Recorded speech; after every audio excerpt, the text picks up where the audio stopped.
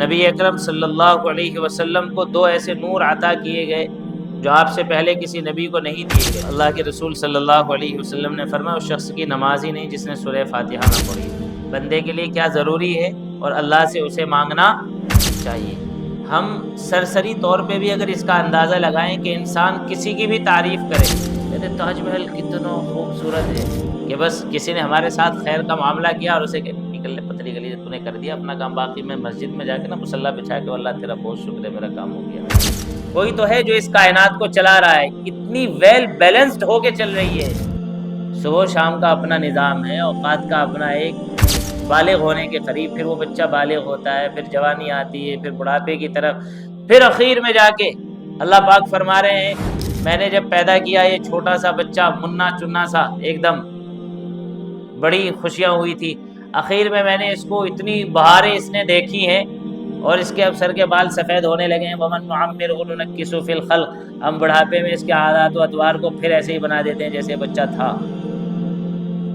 Number 4، 2/3 قرآن کا درجہ رکھتی ہے سورہ فاتحہ، 2/3 قرآن کے برابر ہے، سنن بیہقی کی روایت ہے۔ نمبر 5، نبی اکرم صلی اللہ علیہ وسلم کو دو ایسے نور عطا کیے گئے جو آپ سے پہلے کسی نبی کو نہیں دیے گئے، اور وہ دو نور کیا ہیں؟ ان میں ایک سورہ فاتحہ ہے اور سورہ بقرہ کی آخری 2 آیات ہیں، جو اذہان بھائی نے توجہ دلائی تھی کہ ہم اپنا معمول بنائیں سونے سے پہلے رات میں، اگر جو مسنون تلاوت رات بتلائی تھی نا، سورہ ملک ہے اور سورہ سجدہ ہے، اس کے ساتھ میں اس کا بھی معمول بنا لے تو انشاءاللہ یہ ہمارے لیے بہت نافع ہے، بہت مفید ہے۔ نمبر 6، قرآن کا دیباچہ، پریفیس، تو ہمارے لیے دیباچہ زیادہ آسان لفظ ہے، آپ کے لیے شاید پریفیس زیادہ آسان لفظ رہے گا۔ نمبر 7، یہ ہم آپ کو بتلا چکے، صحیح بخاری کی روایت ہے، نماز کا لازمی حصہ، امام صاحب کے پیچھے پڑھے تو امام صاحب کو لازمی ہے کہ امام صاحب تلاوت کریں، مقتدی صاحب سنیں، اور مقتدی صاحب تنہا ہو، امام صاحب کے علاوہ نماز پڑھ رہے ہوں،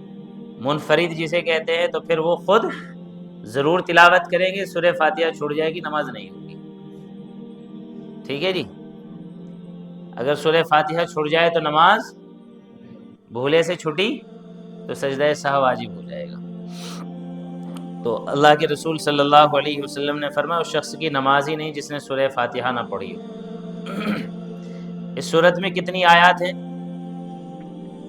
جی؟ اچھا بالکل، آپ بھی وہی جو دیکھ رہے ہیں وہی بول رہے ہیں، کتنی آیات ہیں؟ میں نے ابھی شروع میں بتلایا تو آپ کو 7 آیتیں ہیں،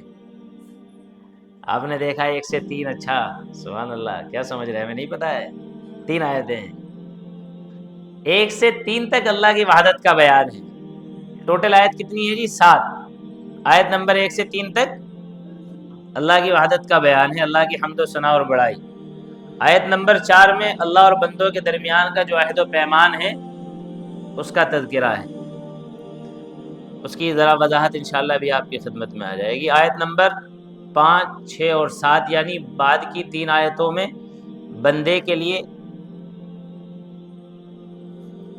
جو رسالت کی ضرورت ہے اور رسول اللہ علیہ الصلوۃ والسلام کا جو مقام و مرتبہ ہے اس کا تذکرہ ہے، لیکن وہ عقلی طور سے ہے، ذرا سمجھنے کے طور سے، اور ویسے لفظاً وہاں بندے کی احتیاج اور دعا کا طریقہ بتلایا گیا ہے، بندے کے لیے کیا ضروری ہے اور اللہ سے اسے مانگنا چاہیے۔ اب دیکھیے یہ کتنا اچھا جو ہے ویژول رہے گا آپ کے لیے، ترازو کی مثال دی ہے یہاں، مشترک یعنی سورہ فاتحہ کا کچھ حصہ ہے جو مشترک ہے،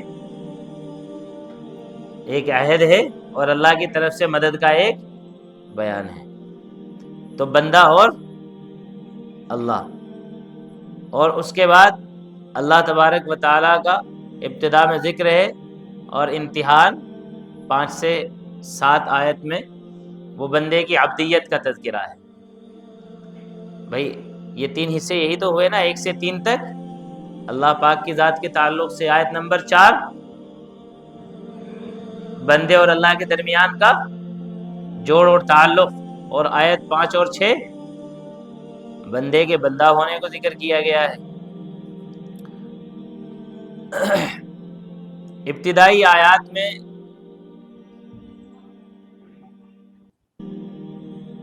اس کی میں نے تصحیح کی تھی، یہ پھر سے بگڑ گیا ہے۔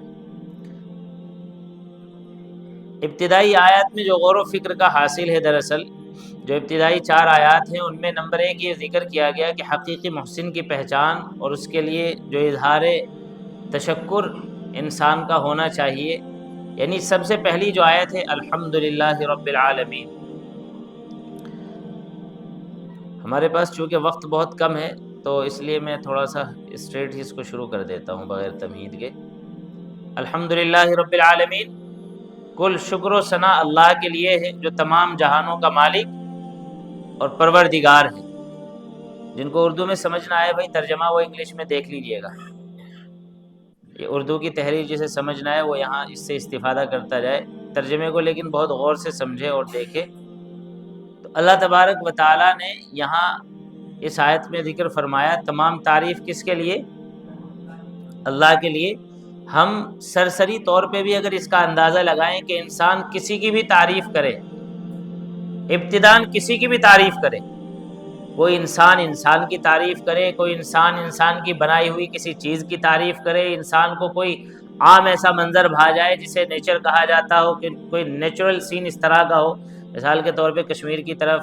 یا اس طرح کے جو خوبصورت مقامات ہیں وہاں گئے، کوئی جھرنا بہت پیارا سا ہے، کوئی بہت اچھی سی جو ہے وہ پہاڑی کا منظر اس طرح کا ہے، اس کی ہریالی بہت جو ہے وہ دل کو لبھانے والی ہے، آپ اس کی تعریف کریں، کسی شے کی آپ تعریف کریں، ابتداً وہ شے کی تعریف لگے گی، امتحان وہ اللہ ہی کی تعریف ہوگی۔ یا تو وہ ڈائریکٹلی اللہ پاک نے بنائی ہے، یا تو انڈائریکٹلی اس کا اللہ پاک کی خلقت سے تعلق ہے۔ کسی انسان کو جو اس کو بنانے والا ہے کس نے پیدا کیا؟ بھائی یہ تاج محل ہے ہمارے پڑوس میں، جو دنیا کے 7 عجوبوں میں سے ایک عجوبہ ہے تاج محل، تو یہ کس نے بنایا؟ شاہجہاں نے بنایا۔ یہ ہسٹری میں ٹاپ رینک والے بچے ہیں، تاج محل شاہجہاں نے بنایا، ان کا نام لکھو بھائی کون کون ہے۔ شاہجہاں صاحب نے بنوایا تھا، لیکن اس نے اتنا خوبصورت بنایا کہ اب آج تک 2025 تک اس کی تعریف کی جاتی ہے، اور شاید یہ تعریف کی جاتی رہے گی۔ لوگ آتے ہیں، فورینرز آتے ہیں اس کو دیکھنے کے لیے، یہاں کے لوگ جاتے ہیں بڑے شوق سے دیکھنے کے لیے،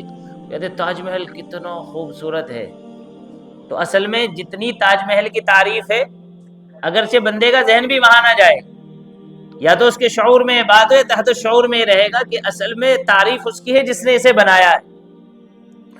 جس انسان نے وہ تاج محل بنایا ہے، اصل تعریف تاج محل کی اتنی نہیں، اصل اس بنانے والے کی ہے۔ اور اب یہ دیکھا جائے گا، جو ہم نے امتحان بات کہی ہے کہ تعریف کہیں سے شروع ہو، اس کی جو اس کا اختتام ہوگا یا ایٹ دی اینڈ وہ کہاں جا کے رکے گی؟ وہ بندہ کس کا بنایا ہوا ہے؟ وہ ذات کون ہے جس نے اسے اتنا ہنر دیا ہے، جس نے اسے ایسا سلیقہ عطا کیا ہے، جس نے اس کے اندر اتنی جو ہے فہم و فراست بھری ہے، جس نے اس کے اندر انٹلیکٹ کا وہ لیول دیا ہے کہ عام انسان اسے دیکھے تو دیکھتا ہی رہ جائے، بھائی یہ کس نے بنا دیا بھائی؟ اصل تعریف کس کی ہے؟ اصل تعریف اس اللہ کی ہے جو اس بنانے والے کا پیدا کرنے والا ہے دراصل۔ تو اس لیے اللہ پاک نے فرمایا کہ بندو اس بات کی پلے گرا باندھ لو، تمام تعریف کی تمام قسمیں، شکر ہر طرح کا دراصل وہ کس کا ہے؟ اللہ ہی کو سزاوار ہے۔ تو اسی لیے ترجمے میں یہاں لکھا ہے کل شکر و ثنا، ثنا حمد، تعریف، توصیف، یہ تقریباً برابر لفظ ہیں، بالکل ایک جیسے تو نہیں ہیں، لیکن ان کے اندر سملرٹی پائی جاتی ہے کافی، ایک دوسرے کی جگہ پہ ایک دوسرے کے معنی میں استعمال ہوتے ہیں۔ شکر دراصل جو ہے، جیسے ہم عام طور سے یہ بول دیتے ہیں کہ بھائی اللہ کا شکر ہے، اس طریقے سے کسی نے کسی کے ساتھ اچھائی کر دی، شکریہ،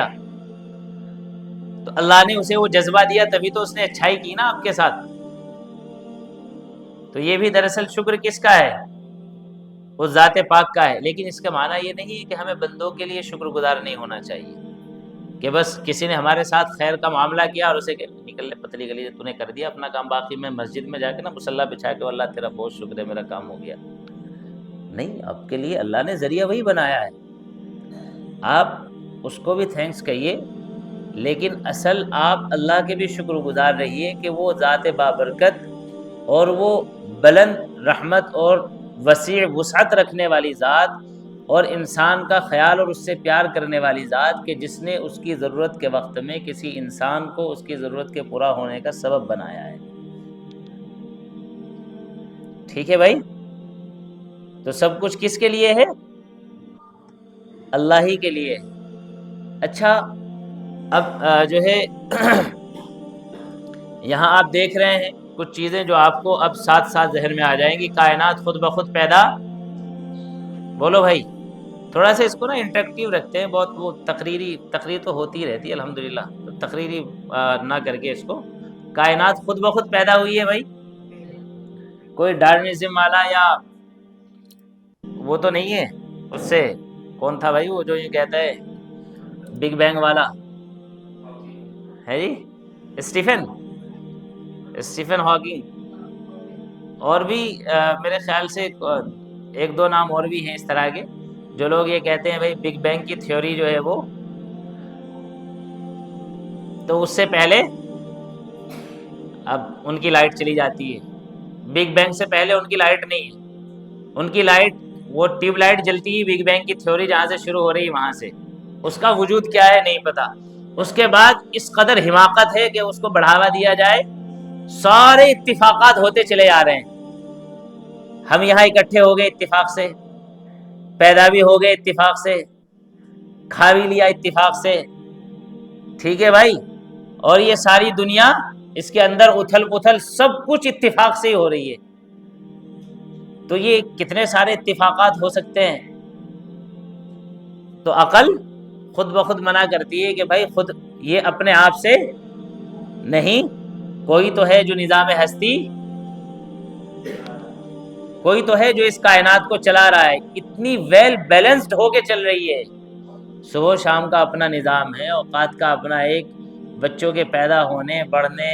بچہ ہے اس کے معاملات، وہ پھر تھوڑا سا جو ہے اوپر کی عمر میں پہنچتا ہے جسے مراہق کہتے ہیں فقہ کی اصطلاح میں، بالغ ہونے کے قریب، پھر وہ بچہ بالغ ہوتا ہے، پھر جوانی آتی ہے، پھر بڑھاپے کی طرف،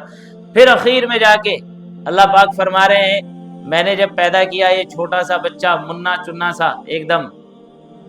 بڑی خوشیاں ہوئی تھی، اخیر میں نے اس کو اتنی بہاریں اس نے دیکھی ہیں اور اس کے اب سر کے بال سفید ہونے لگے ہیں، وَمَن نُعَمِّرْهُ نُنَكِّسُهُ فِي الْخَلْقِ، ہم بڑھاپے میں اس کے عادات و اطوار کو پھر ایسے ہی بنا دیتے ہیں جیسے بچہ تھا۔ اب دیکھو بڑے بوڑھے